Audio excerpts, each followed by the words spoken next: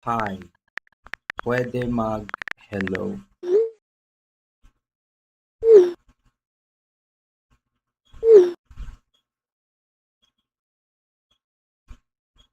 Let me see your boobs. Let me see your boobs! Let me see you move! Yep, that is an example of a conversation fail. Kung saan karamihan sa ating mga lalaki, no? Either, sa text or sa dating app, hindi mapigilan, no? Hindi mapigilan lang nararamdaman at lumalabas ang ating mga kali... Kaya karamihan sa ating mga lalaki is stuck is a never-ending loop of swiping, and then match, chat, and then disconnected, no?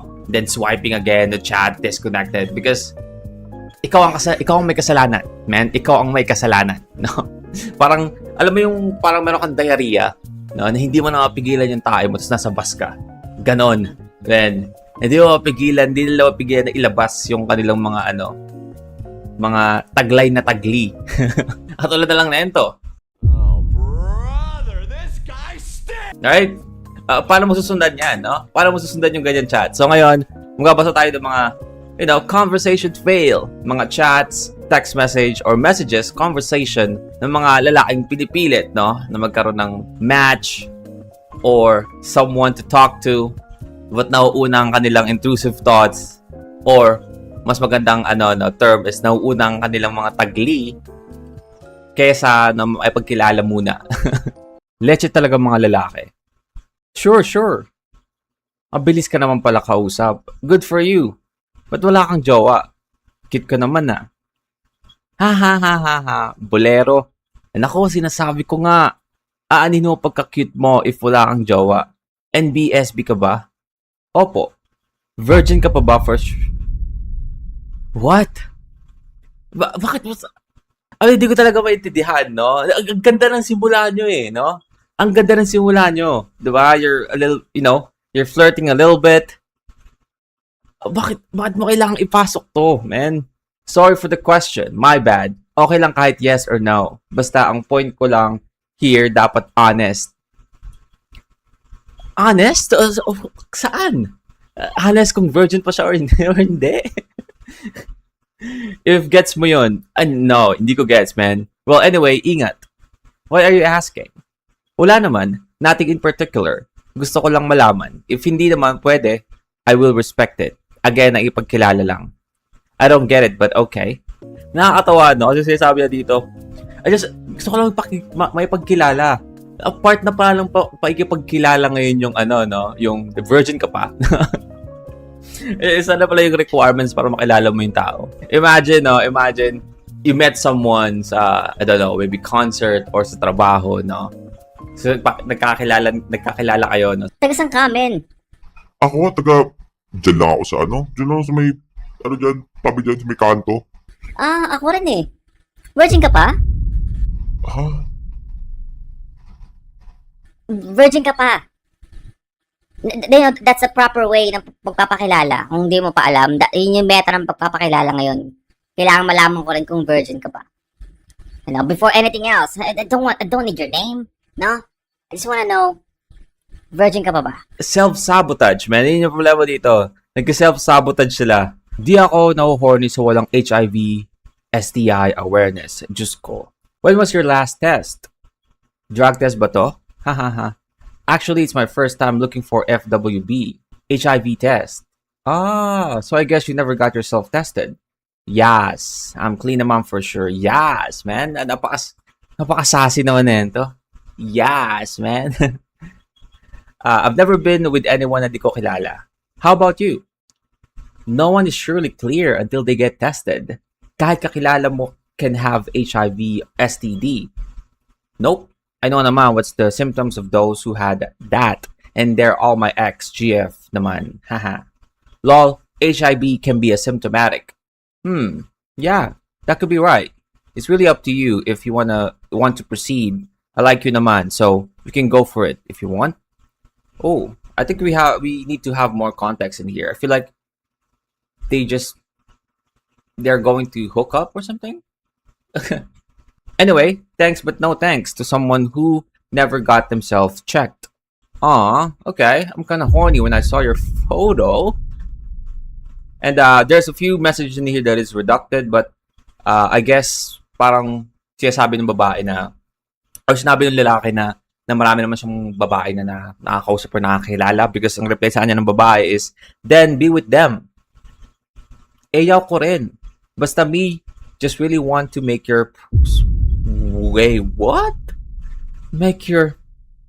Oh man, ito yung sinasabi ko, self-sabotage, no? Self-sabotage. Hindi ako nahuhoni sa walang urgency about HIV and STDs. Yes, no worries, patestin me ASAP, and then I'm gonna fuck you hard. G? G ka ba? Magpapatest din ako ngayon. Ngayon na mismo. Pupunta na ako. Ano, G? G na. No, G. Oh, this guy is cringy as fuck. I guess, yun talaga yung plano nila, no? Kasi di natin nabasa yung pinaka-umpisang conversation, but I guess they gonna hook up or something. But of course, yung babae, gusto niyang makasure na magiging safe yung gagawin nila, no? But then, ito sa lalaki, nung umpisa, no, parang wala siyang pake about sa test na yon. But then again, become desperate, no? Become desperate. Papatest agad ako, man, ASAP. G ka na ba? G ka na? I'm gonna F you hard, G? Looking desperado, no? Wala na bang ibang matapik ang mga eka? Hi, ASL. Female 24. Hi, anong hanap here? Daldal lang. Ikaw ba? Usap about anything? Yeah. Magas ako, okay lang. Go. Virgin ka pa? Oh, man. Again? We have this again? Man, hindi to nag-work out, no? I guess this is the new meta, no? Na pagpapakilala, no? Virgin ka pa? No. Just wanna know. No, I just want to know you, man. Virgin ka pa? Kaya pala pushing 30s at single ka pa rin. Oh, man. You got cooked, man. You got cooked. You're pushing 30 at single ka pa rin. Yung aura points ni Kuya na may utang pa siya hanggang sa kaapu-apuhan, no? Merong negative aura dahil dito, no? Sinabihan kang pushing 30s so single ka pa rin. God damn. I don't know. I mean, I guess that's the new meta, no? That's the new meta ngayon ng pagpapakilala. You know, I'm gonna try that next time, no? I'm gonna try that next time. Tingnan natin kung gagana ba. No, kung gagana. Kasi so far, hindi siya gumagana eh. Tatanungin mo out of the blue kung virgin pa yung isang tao. Virgin mo pa yung isang tao na wala pang ibang no? Hindi pa kayo close, na wala pa ibang napapag-usapan, 'di ba? Kasi umpisa pa ng conversation ASL eh, 'di ba? Ibig sabihin hindi pa sila nagkakakilala talaga, no? No, not about hobbies, no, wala nang ganun. Hindi na about yung anong favorite mong kulay, 'di ba? Ganun pa, no? Sa kanya hindi, virgin ka pa? Ganun agad yung tanong, no? Diyos ko, sumakit ulo ko sa'yo, kuya. Nakita ko na yung sinend mong image. Yung pic mo na lang send mo dito ulit. Naka-disable IG ko kasi nga wala pang profile pic. Ayusin ko pa po. Ano naggawa mo? Nawala ka na. Hindi ka makita sa IG. Sus, pwede raw mag-send kasi dito ng pic. Usap na muna. Saka na send pic. Ano na ba gawa mo? Wag na. Magsasayang lang ako ng oras pag ganyan. Bakit ba tanong ka ng tanong ginagawa ko? Hindi ko naman tinatanong ginagawa mo. Kasi tanong ka ng tanong, man. Bakit tanong ka ng tanong? Mga ganun nga, no? Ewan ko sa inyo, but again, di ko alam kung nakakabot kayo sa panahon na meron pang mga clan, di ba? Text clan, no? Yung pag nawawalan na ng topic at tatanong, ang ginagawa mo? Tapos parang hahanapan mo na lang ng topic yung ginagawa niya. Di ba? Kasi wala ka ng matapik. But dito, umpisa pa lang yung conversation nyo, yun na kasi tinatanong mo, ano bang ginagawa mo? Bakit? Tutulungan mo ba ako? Okay. I will be straight to the point. I want to... Wait, whoa. Easy, boy. I wanna F you right now. If Jika, let's do it right away. If solo ka sa room mo now, sama ako tapos siga tayo sa bed mo, let me suck your small... Wait. Oh, man. God damn, hindi na siya nakapagpigil, no? Hindi na siya nakapagpigil. Hindi na siya... Ayaw niya na ng getting to know, man. Gusto niya stay to the point agad, no? Para kang tanga. Hindi na ako nagtatanong, sinasabi ko na lang nababoard ka na eh. Nagsusungid ka pa. I will be removing your clothes tapos sasak ko, nipples mo, what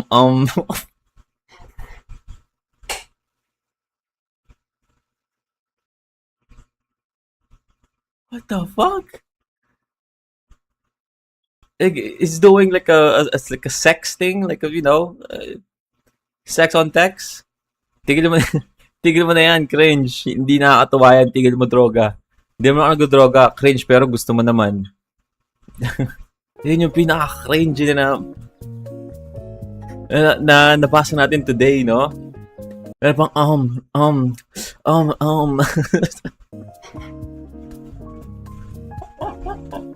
God damn. After na ginawa itong message na to na, tapos may naiwan na M, no? M. Tinagdag na lang yung M, no? Kasi parang lang tayo, and then M. Nakulagan ng M yung ano niya, niya. God damn it. Quit na talaga sa dating app. Waving hands? May tanong ako, ano yun? Ano po vital stats mo? O hulaan ko? For what? Curious lang. This is a weird play, no? This is a weird play. Vital statistics? Ngayon ako nakita ng tanong ng, ano po vital stats mo? Man. Anong sukat ng waist mo? Ha? Ang sukat ng waist mo? Gaano kalaki yung chest mo? Wala, this is just for census, no? Survey lang po. Survey lang to. Anong ng balakang mo? Ano po vital stats mo? Weird play, man. I mean, comment kung sino ka man, no? Kung alam mo kung ikaw to, comment down below kung gumana ba to, no? Ever since, nung pagkatanong kung anong vital stats mo. Ano po vital stats mo? What the hell? Ito mga dahilan, bakit di kayo nakakaroon ng ng matagalang conversation ng mga nakaka-match mo o nakaka-chat nyo? Kasi mga tanong nyo, ano pong vital stats mo? Virgin ka pa ba? Mga tanga no? Hindi niya ako makuha sa wholesome, pinakita na lang niya kung sino siya. Okay, let's see. Hello, please notice me. Male 27 here. Saan natin mag-establish ng genuine connection. Okay? Tingin ko sobrang attracted ako sa'yo. Please DM me back. Huh? Hi, lunch ka na. Hindi ko gets. Aling part di mo gets? Everything. Bottom line is, I'd like to be close to you. Pass. Aray, can we at least talk? No. Why? Ayoko eh. Give it a chance. Di ka magsisisi. Ayoko. Okay. Sorry. Thanks. Anong cup size yung sa'yo? Oh, man. Genuine connection, huh? Genuine connection, really? I see you. I mean, kasi medyo savage din yung reply ng babae, no? Ano parang, ayoko. Parang hindi mo lang niya, I mean, I guess, kung ayaw mo talaga, ba't mo siya lalagyan ng, lalagyan pa ng sugarcoat na ayaw mo. But then again, syempre, nakakasakit ng damdamin yun, no? So, imbes na magpa-nice guy si kuya, nilabas niya yung tunay niyang ugali, no? Tinanong niya na yung cup size. Anong cup size mo? Papansin ang pota. Ako, inaamin ko, manyak ako. Wait. We're going to start here? Inaamin mo na manyak ka agad? Ganon? Pero mabait naman at legit kausap. Basta bimbang. Basta bimbang, no? Oh, man. Ito siya sabi na mabait pero medyo bastos, no? Basta bimbang, no? Bimbang. Bimbang, no?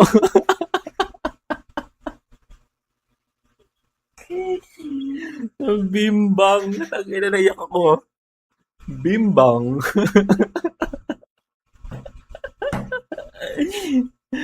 Bimbang ang puta. Na-turn off yata. Hi, would you rather have always speak in rhymes or always speak in riddles? Oh, I guess this is like a